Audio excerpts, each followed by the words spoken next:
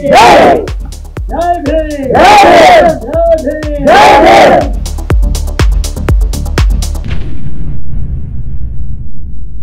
अंबेडकर महाराज की जय, बाबा साहब महाराज की जय भीम, जय भीम।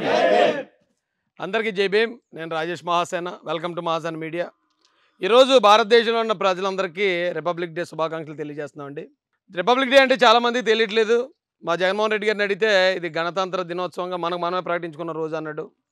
అయితే వాస్తవానికి రిపబ్లిక్ డే అంటే ఈ రోజు నుంచి అంటే మనకి ఆగస్టు 15 స్వతంత్రం వచ్చింది।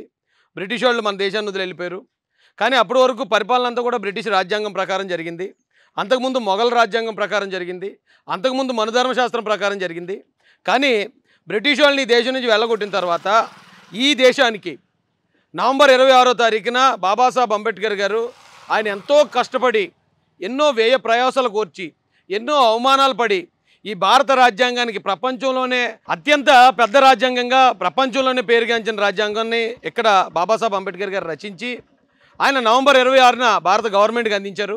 అంబేద్కర్ గారు అంత కష్టపడి ఆయన జీవితాన్ని మొత్తం త్యాగం చేసి రాసిన రాజ్యాంగాన్ని జనవరి 26వ తారీఖు నుంచి మన పార్లమెంటు ఆమోదించి అమల్లోకి పెట్టడం జరిగింది। ఆ కారణంగానే ఈ రోజుకి రిపబ్లిక్ డే అని పేరు వచ్చింది। ఈ విషయం ఇంకా చాలామందికి కూడా తెలియట్లేదు। భారతదేశం ఈ రోజున ఇలా నడుస్తుంది అంటే ఇలా ప్రధానమంత్రులు, ముఖ్యమంత్రులు, ఎమ్మెల్యేలు, మంత్రులు ఈ కార్యవర్గం అంతా నడుస్తుందంటే దానికి కారణం బాబాసాహెబ్ అంబేద్కర్ గారు। కాబట్టి ఈరోజు కేవలం అంబేద్కర్ గారి జీవితంలో ఆయన సాధించిన గొప్పతనానికి నిదర్శనం। ఈరోజు భారతదేశ వ్యాప్తంగా కాశ్మీర్ నుంచి కన్యాకుమారి దాకా ప్రతి ఒక్కరు ఈ రోజున బాబాసాహెబ్ అంబేద్కర్ గారిని గుర్తు చేసుకుంటారు। అంత గొప్ప స్థానం కలిగిన అంబేద్కర్ గారిని స్మరించుకుంటూ ఆయనకి ఈ రోజున ఘన నివాళులు తెలియజేస్తూ అంబేద్కర్ గారి వారసులుగా మేమందరం చెప్పుకోవడానికి ఎంతో గర్వపడుతున్నామండి। ఇంత మంచి శుభ సందర్భాన్ని పురస్కరించుకుని ఈ రాష్ట్రంలో రాజ్యాంగాన్ని మొత్తం అమల్లో లేకుండా రిపబ్లిక్ డే అనే దానికి అర్థం లేకుండా సొంత రాజ్యాంగాన్ని రాజారెడ్డి రాజ్యాంగాన్ని అమలుపరుస్తూ అంబేద్కర్ రాజ్యాంగాన్ని తొంగలో తొక్కిన జగన్మోహన్ రెడ్డికి బుద్ధి చెప్పాలనే ఉద్దేశంతో ఈ రోజు నుంచి మేము కార్యాచరణ ప్రకటిస్తున్నాం। ఫిబ్రవరి 3వ తారీఖున కాకినాడ అంబేద్కర్ భవన్లో మేము ఒక సమావేశం నిర్వహించబోతున్నాం। అది ఉమ్మడి తూర్పుగోదావరి జిల్లాకు సంబంధించింది।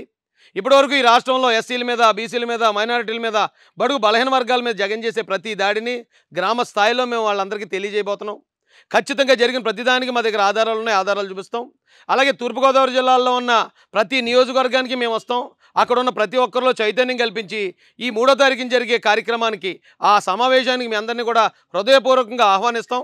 కొన్ని ప్రాంతాలకు రాగలం, కొన్ని ప్రాంతాలకు రాలేం కాబట్టి ప్రతి ఒక్కరు కూడా ఇదే ఆహ్వానంగా తీసుకుని 3వ తారీఖు మధ్యాహ్నం 3 గంటలకి కాకినాడలో ఉన్న అంబేద్కర్ భవన్ కలెక్టర్ ఆఫీస్ దగ్గరలో ఉంటుందండి।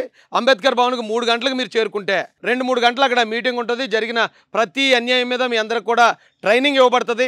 మీ గ్రామాల్లోకి వెళ్ళి మన రాష్ట్రాన్ని, మన రాజ్యాంగాన్ని, మన బాబాసాహెబ్ అంబేద్కర్ గారిని కాపాడుకునే బాధ్యత మనందరం తీసుకోవాలని మీ అందరికీ కూడా హృదయపూర్వకంగా ఆహ్వానం తెలియజేస్తున్నాను। జై భీమ్, జై భీమ్।